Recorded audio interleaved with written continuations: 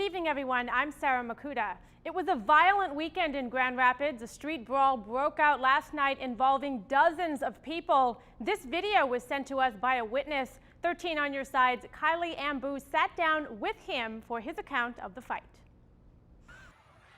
A bunch of yelling, angry yelling. I could tell something was about to break out. Most 4th of July weekends are filled with fireworks and celebrations, but this year downtown Grand Rapids saw street fights instead. It's just all of this commotion and fighting and fist throwing going on. Grand Haven resident Corey Sly was heading to a bar with his girlfriend around 11 p.m. when he says he heard a rumbling of noise behind him. You could not make out a single word that was being yelled out, but I could tell the yelling was very aggressive and angry. It wasn't like, having fun party, like, yeah, but it's 4th of July. Not that kind of yelling. It was just like, I want to hurt you kind of a yelling. He soon saw dozens of young adults pushing each other down the street and began recording the altercation on his cell phone. When you could see one guy get thrown down on the ground. A man was trapped on the pavement, and video shows a large group surrounding and kicking him. My girlfriend started getting traumatized, and as I was watching it, I wanted to do something, but realistically speaking, there was nothing one person like myself could do. Police officers acted quickly to break up the fight, but Sly says the victim was still badly injured. He looked unconscious. He was laying there, not moving, not breathing, to my knowledge. The incident marked Sly's first trip into Grand Rapids in 7 months. Grand Rapids has such potential to be such a great city, and I truly think it is, but when you see stuff like this, unfortunately, me and my girlfriend, we will never go out in Grand Rapids again. And the former Marine says it undermined what the Independence Day weekend is all about.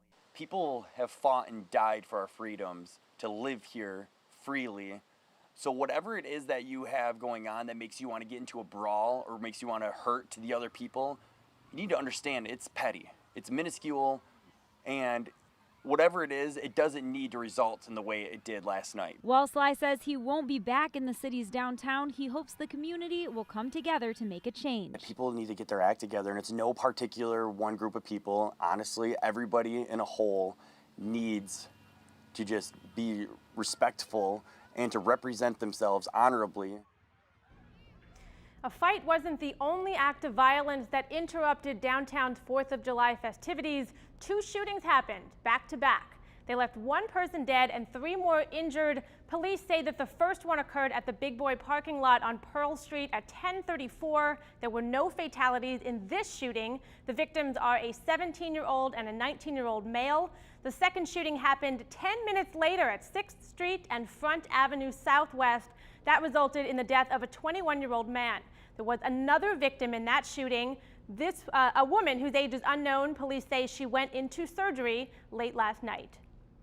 So they came through the back seat headrest and went all the way to the front and hit the inside light. Police are still investigating these shootings. They ask anyone with information to contact them.